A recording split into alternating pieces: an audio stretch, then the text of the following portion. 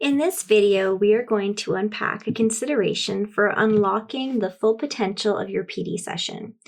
I'm sure everybody listening has found themselves in a meeting or a PD session where negativity has taken over. And so instead of engaging in productive conversation and meaningful learning, the entire meeting becomes a venting session.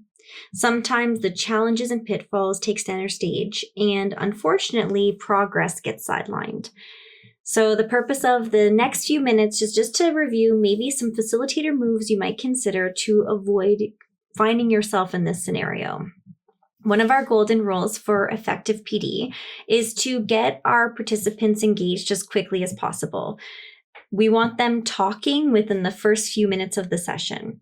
And our reason for sticking to this structure is that we want to set the tone that this session will not be a sit and get, and we actually are expecting collaboration, conversation, collective problem solving. So we often like to start with a prompt for discussion. And one thing that I would ask you to consider is when you ask that prompt, can we frame it in an asset-based way? We really want to set the tone for productivity and positivity in the conversations that colleagues are having. So an example of the language you might consider is, share a celebration you've had with the implementation of the new resource over the past 2 weeks. Or what is a win you've had with the use of this new technology? How has the strategy that you've been using positively impacted student learning? Whatever your learning objective is, can we get teachers talking as quickly as possible, but through the lens of what's actually working really well? There is a lot of power in hearing what's working well from your colleagues. It's far more powerful than hearing about successes from a coach or facilitator or leader. People want to know what's happening and what's working well in the classroom down the hall or the school across the city. And so really starting with this asset-based prompt of celebrations and wins in the classroom is a consideration for setting that positive tone. Another way that you might set that positive tone is by asking a question that establishes the ideal. So the magic wand question is a perfect example of this. If I could wave a magic wand, what would be happening consistently in my math classroom?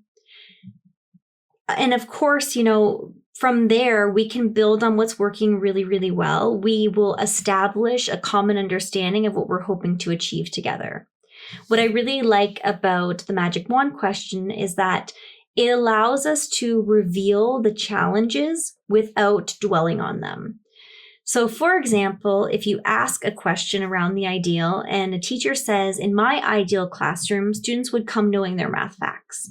Or in my ideal classroom, students would have access to technology. So through that line of questioning, you've actually revealed a barrier, you've revealed a challenge that the teacher is facing. And as I mentioned in video 1 of this series, when it comes to establishing learning objectives, we really want to frame them in a way that's going to speak to the participants' emotional motivators. We want them to know that the work we're doing is helping us address their challenges or their needs. And so that's really valuable information for the facilitator.